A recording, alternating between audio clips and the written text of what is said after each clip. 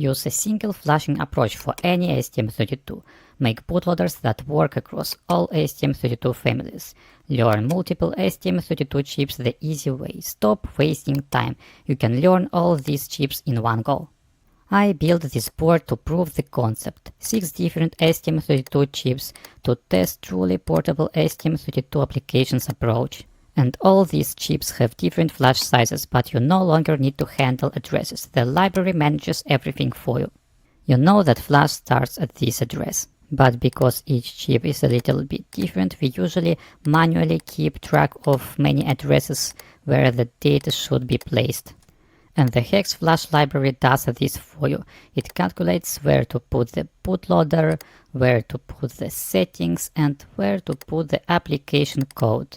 But most important is that functions are super easy. You can erase the flash area just by providing its name. And read and write functions work with the area you've just selected. After application is updated, you can use flash region run function, which jumps to the selected flash region. It's so simple because the library detects STM32 chip type and calculates flash area sizes automatically, so it's ready to use. To add HexFlash library to your project, you need to copy its files to your workspace directory. You need to copy HexFlashLib and HexFlashApp folders to the STM32 Cube IDE workspace directory. You do not need to copy these directories to each project because STM32 Cube IDE allows to share these directories across multiple projects. HexFlashApp directory contains several application templates, and HexFlashLib directory contains serial communications library and flash library. Both folders should be added as shared linked folders. Right-click on project name, select New Folder, Advanced, and select Linked Folder. Browse to the workspace directory and add these folders one by one. I highly recommend this approach because it reduces endless copy-pasting and provides a better clarity in general.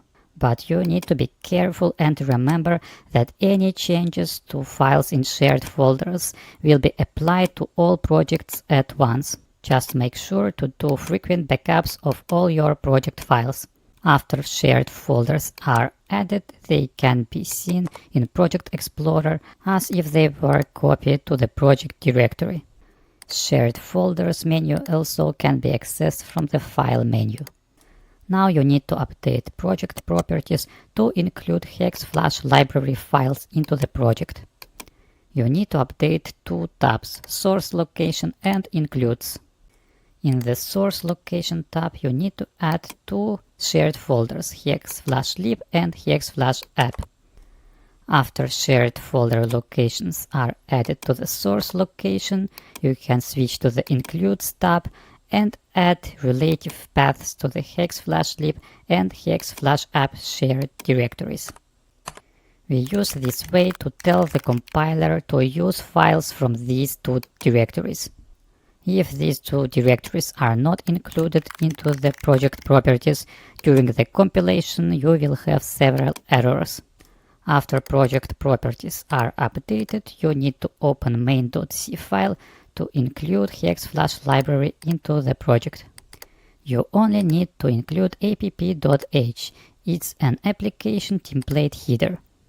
I recommend you to open app.h file and check how it selects between different application templates, as well includes all required libraries like serial library and flash library. And here's app1.c first application template. You can switch between different application templates by editing defines in the app.h header. Note that both application code and library are shared between all STM32 projects. To use application template code, you need to add three functions to the main.c file. Application boot function implements boot logic and should be called after power on or after reset. Application init function is for HAL libraries initialization code. This application template uses serial port, so initialization function requires serial port handler. And the third function is application loop. Now let's build the project and see if there are any compilation errors. Starting from this moment, we do not need to modify main.c file, and all changes will be performed on the app.c file. And as you remember, we have very simple functions which work with region names. No need for any flash addresses. These 4 functions is all you need. We start by implementing the read function. In the main loop, we constantly check if there is single byte received by the serial port. Depending on this single byte value, we will perform different flash operations. This is simple and efficient approach to implement communication protocol. If command byte equals to 01, we will perform flash read operation.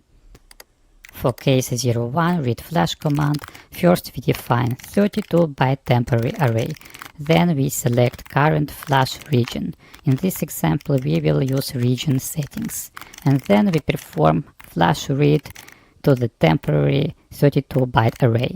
After flash read operation is complete, we send response to the serial port so it can be received by the computer. To make communication protocol more robust, it's always a good idea to send some additional response. In this case, we send A1. This way, computer can check if first received byte is A1 and decide if there is some communication error. As you remember, we included application loop function to the main.c file, so it runs from the main application loop. After you flashed the board, open the serial terminal and check if command 01 works. After you send command 01, STM32 application select the flash region, read 32 bytes from the flash memory, send A1 response, and send 32 bytes from the flash memory. You can check the serial terminal window. The green text indicates received data, starting with A1 followed by 32 FFs indicating empty flash memory. If you try commands like 02 or 03, they will not work because cases are not implemented for those commands. The main loop received those bytes but discards them if they are not equal to 01. Now let's implement command 02 flash write. Write case 02 command write flash. First you need to define 32-byte temporary array. If command 02 is followed by 32 bytes, we will write this array to the flash memory using flash region write function. After write operation is complete, we send A2 byte to the computer to indicate that operation was complete. There is no special meaning behind A2, you can consider this like answer to command 02. Now build and run and open serial terminal to test command 02 write flash. Command starts with 02 and followed by 32 bytes. After you press the send button, you should see the A2 response to this command. Case 02 reads 32 bytes from the computer and writes them to the flash region, and on completion it sends response A2. Now if you send 01 read flash command, you can see that flash memory was not updated. It's because I forgot to select the current flash region in the flash write code. Insert flash region select call right before the flash write function. And now 02 flash write command should work correctly. We send 02 command followed by 32 bytes that will be written to the flash memory. After we send 02 write flash command, we will use 01 read flash command to check if 32 bytes was written to the flash memory. As you can see, now correct data was read from the flash memory, and before that we had multiple FFs indicating empty flash memory. Now you can implement command 03, erase flash command. If command 03 was received from the computer, it will call the flash region erase and select function with region settings as parameter. And after erase is complete, it sends A3 response to the computer, so the computer program can check if there are some errors with the communication protocol. I forgot to put some break statements in the source code, so let's fix them. Now press build and run and open serial terminal to check if command 03 erase flash works. First we send 01 command to check what we currently have in the flash memory. Then use 03 command to erase it. The response is A3 as expected. Now send 01 read flash command to check if flash memory was erased. Multiple FFs indicate empty erased flash memory. And now we use 02 write flash command to write some test data to the flash memory. The response is A2 as expected. Now use 01 read flash command, erase once more using 03 command, and use 01 to check if it was erased successfully. The application we have just implemented will compile without any modifications on multiple STM32 series. For instance, we can compile it on STM32F407. If you open HexFlashLib shared folder, you will see that app1.c file is the same as for F103 application. You can even open projects for all STM32 series and build them at once. As you remember, we implemented app1.c example on STM32F103, but now we can compile it on F4, G4, L4, H7 and even U5 series without any code modifications, all thanks to HexFlash library. The flash read function reads in 32-byte blocks. The reading position can be reset by calling flash region select function. This function sets the reading position to the beginning of the selected flash region. Flash write is very similar. First you use erase and select function to set the current write position, and then each flash region write function writes in 32-byte blocks. If you call any select function, it will bring the write pointer back to the beginning of the region.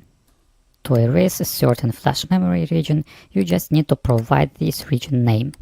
For flash read, you usually use select without erase. And finally, flash region run function allows to jump between different flash regions. When the bootloader is running, you can jump to the application, and when the application is running, you can jump back to the bootloader by calling the flash region run function. You do not need to provide any flash addresses, and this works on multiple STM32 series. You can use this library today and learn tricks like shared folders, and subscribe for new videos, for example like this one. This video demonstrates how to use the web browser to communicate with the flash read write erase example on the STM32. It's the same STM32 source code, we just use web browser instead of serial terminal. And the HexFlashLib project includes this example as well for your convenience. The web browser approach is much more convenient than the serial terminal and provides better testing, visualization and troubleshooting. This approach saves a lot of time if you implement more complex communication protocols. And using it is very simple. It's just an HTML file that can be modified using your favorite text editor. For more information, comment and check description of this video.